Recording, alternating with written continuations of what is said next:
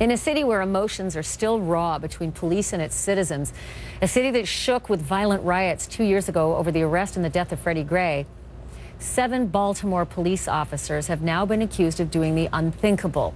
All 7 of them are members of the department's gun trace task force, and they are in a world of trouble.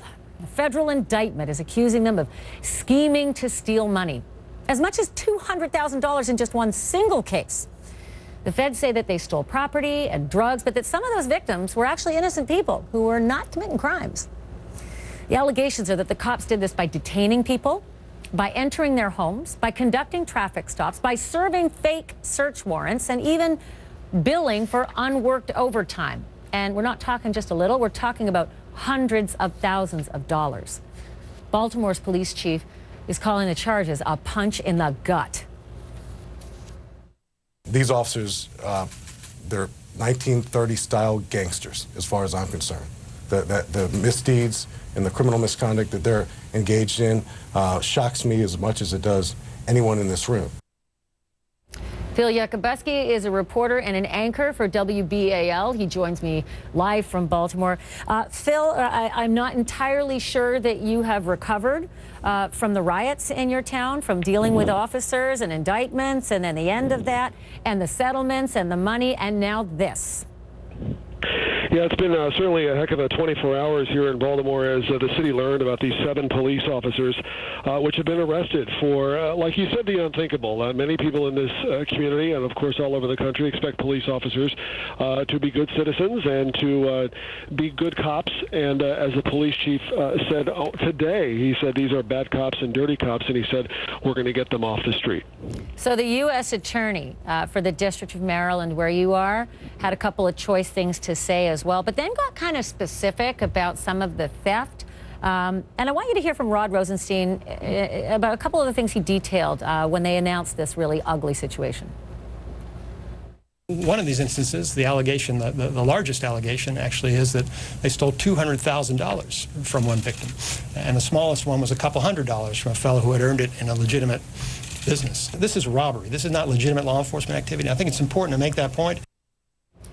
So, Phil, the thefts, I mean, I remember reading some of these details in the release from the federal government, that they would actually, like, play along with one another and set up these kind of sting things where they would pretend to be people other than they were and enter people's homes and literally take bundles upon bundles of money out of one particular case. The shakedown seemed to sort of have no particular MO, though. I mean, they were taking money from $20 to like this, $200,000 from one guy.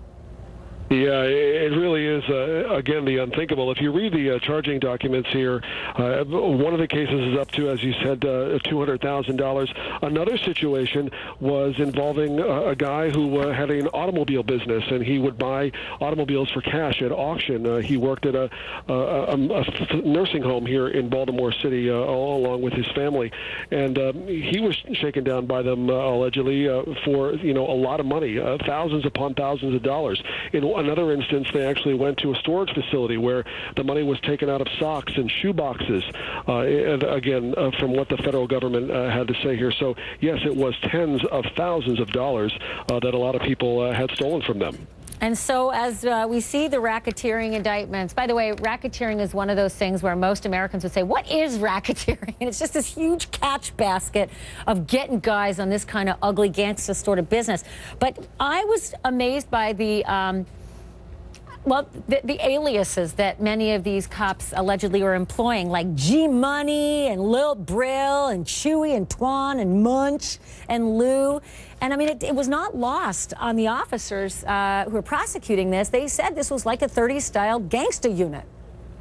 Right, that's what the police commissioner said today. In fact, Detective Gondo, who was essentially, if you read through this, sort of like the quote-unquote ringleader of this group, he's accused of dealing drugs. And when you read the wiretaps that were released in those court papers yesterday, he had all kinds of language that he used about how he would set up sting operations and they would sell drugs and how they would steal drugs allegedly from one person and deal it in the next. And all of that cash funnel to all different types of things. And by the way, there's the overtime issue here.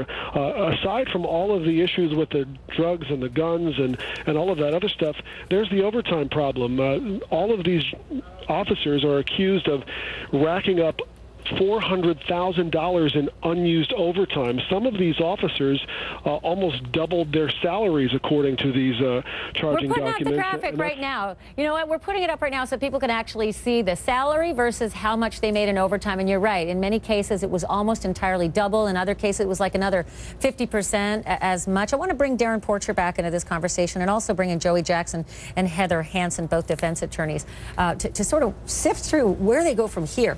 First and foremost, Darren, as a cop and a retired detective, there is this blue wall of silence, and it seemed that a lot of these guys were allegedly making sure that no one ratted out the other. And they are charged with obstruction in this as well, because they were sort of making sure the stories were all the same, making sure that we say this instead of this so that, you know, we got our stories straight. It's got to be really hard to prosecute cops because these guys are on the inside. Well, I was a lieutenant in the Internal Affairs Bureau in the NYPD, and one of the issues that I see here is there's a strong cultural disconnect between the executives and the officers that are committing these acts. The police department needs to implement a proactive mechanism in combating corruption as opposed to being reactive. And because when we look at this case, they need to supervise the overtime. You need to get your overtime cleared before you charge it, because I don't know how you get to hundreds and hundreds of thousands of dollars before someone says, this looks weird. Joey Jackson, real quick.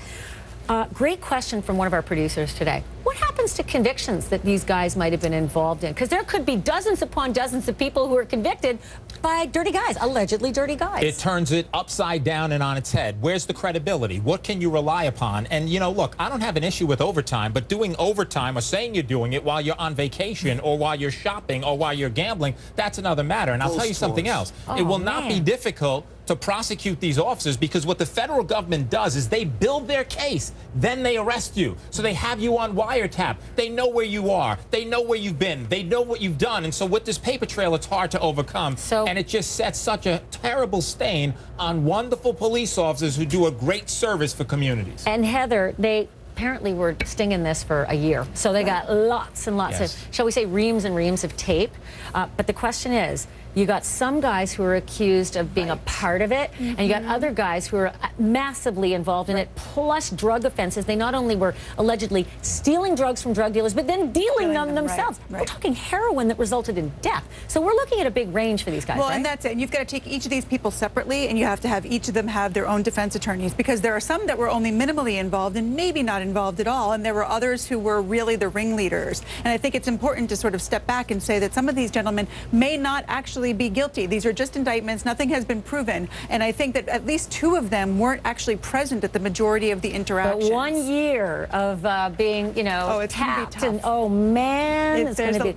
Wait till we get that case and some of the transcripts. By their own words. Oopsie. All right, hold on, guys. Got another story that I want to share with our audience tonight about a police officer landing on the wrong side of the law. You may remember that back in January, Jeff Bunner quit the Flagstaff, Arizona police force before he could be fired because of this whole punching thing, punching a woman as he was trying to arrest her, and it was on tape back in November. Have a look. You cannot arrest me until I know I have a warrant. Hey! Hey! Hey, you can't hit a girl like that! Her like that! Hey, what the Did you videotape that? Hell yeah, videotape her like that? Did you videotape yeah. Give me your hand. You can't hit her like that. Officer slap. That cell phone video went viral, and now former Officer Bunner is facing criminal charges. He's been indicted on 2 counts of aggravated assault. Quite possibly that will be evidence in the case.